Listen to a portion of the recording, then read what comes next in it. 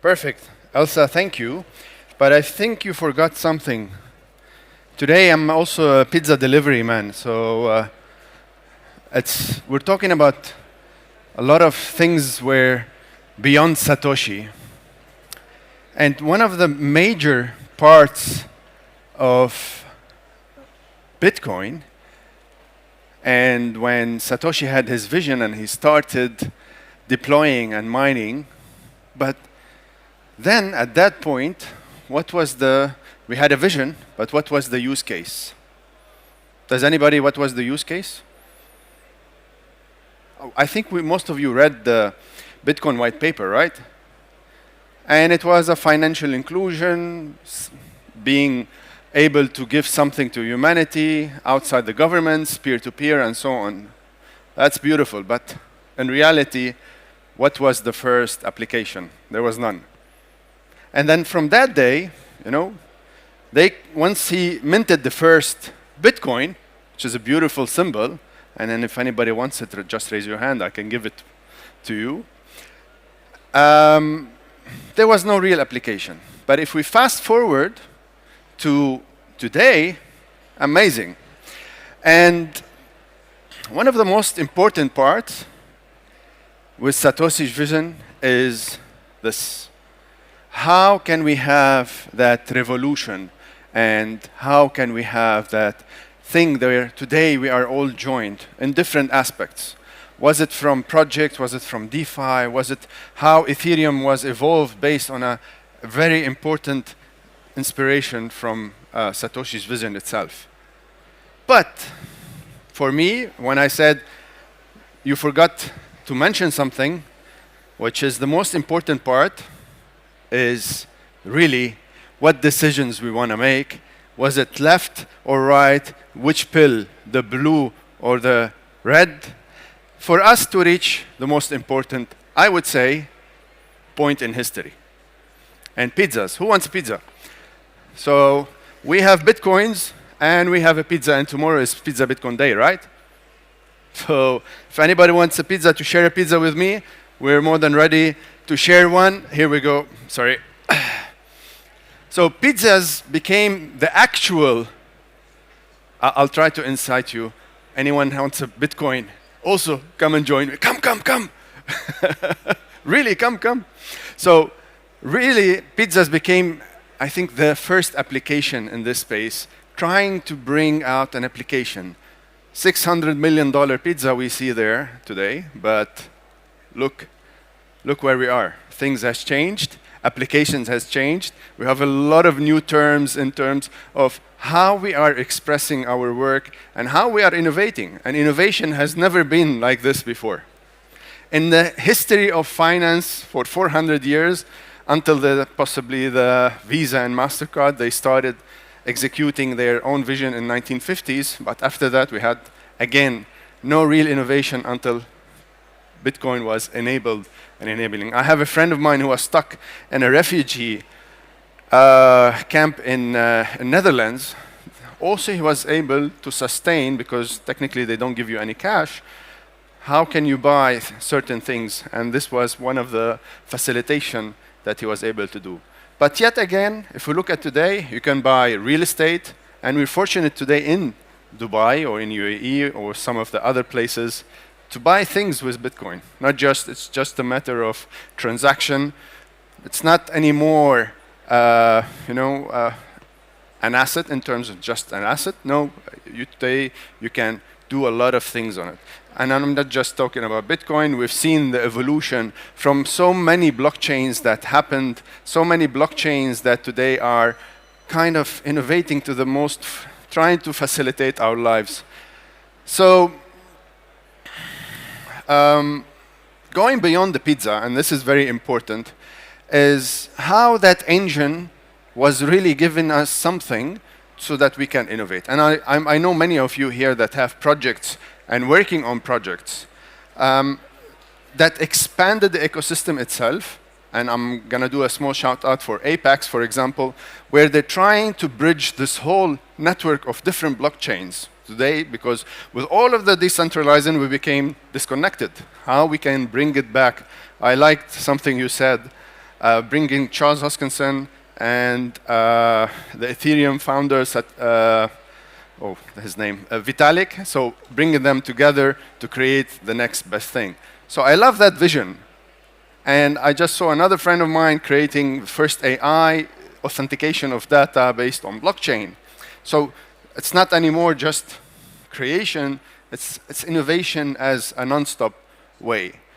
And when we want to revolutionize this whole fintech industry, because it is a fintech industry, you love it or you don't, we're evolutionary on the financial side of so many things.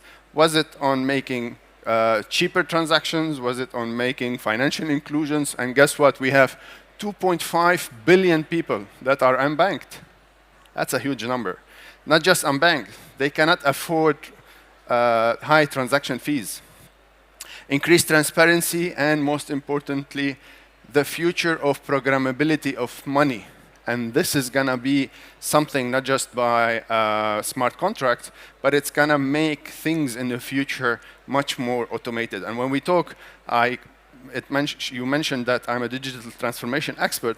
First thing when we consult our customers is really, what are you going to do with that transformation? So we're going to help save lives, change way of doing things, not just the normal things. Just imagine today with the cryptocurrencies as a whole, the automation beyond normal automation. It's not just anymore, well, we're automating, but no, we're actually executing here. So that brings us always to a non-stop innovation. So it gives us engine of innovation.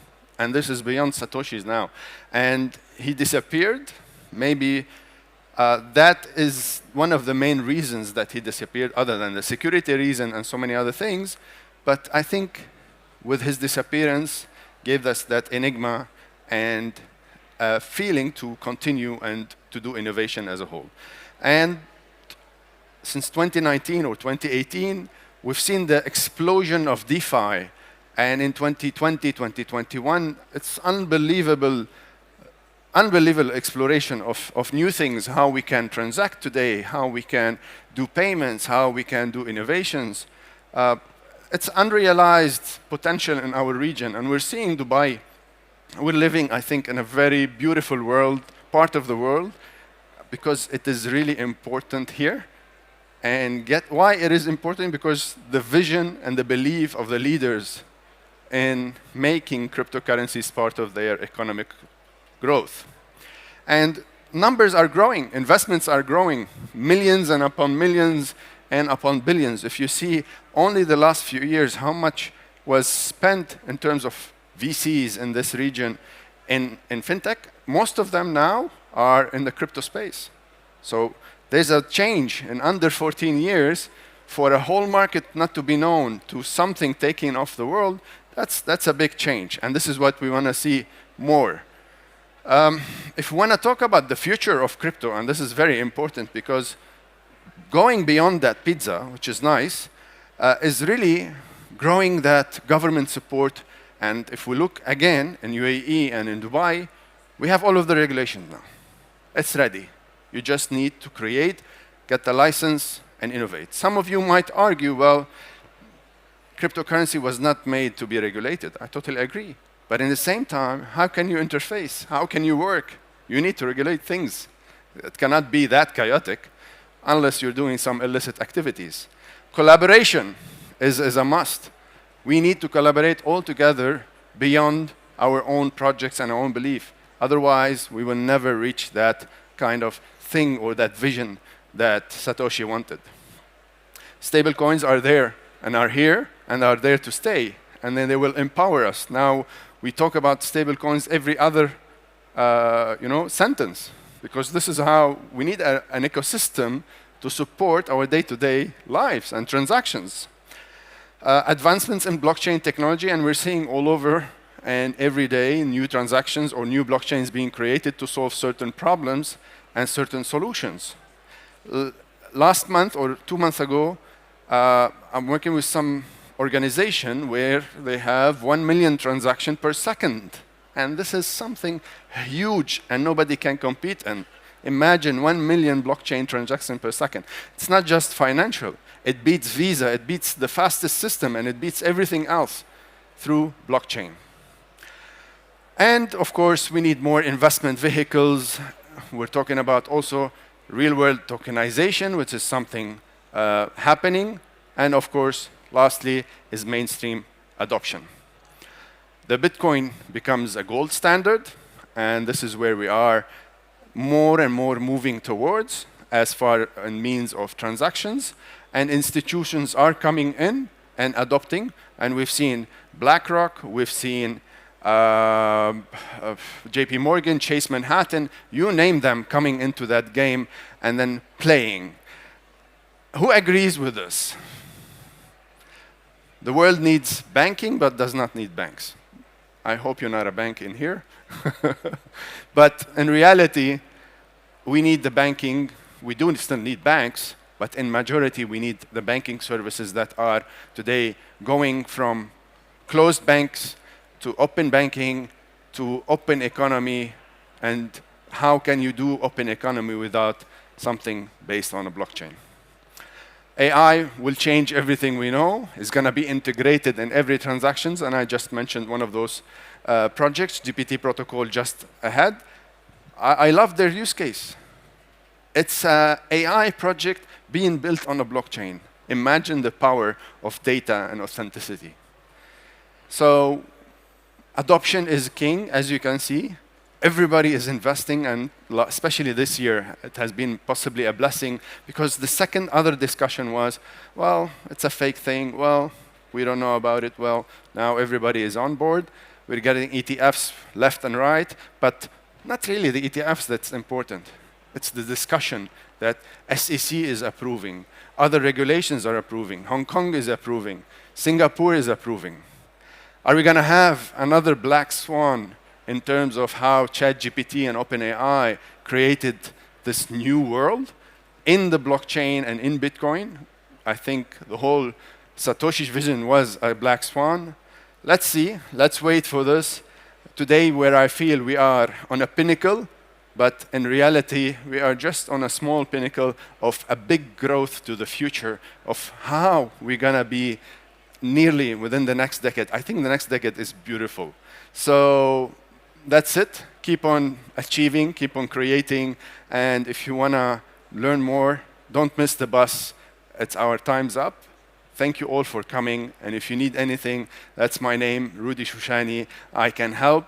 Organization, was it from technology perspective, strategy, and through our media company, DxTalks, we are trying to really educate the people in the Middle East, especially in the Middle East, to try to take that leap towards the future.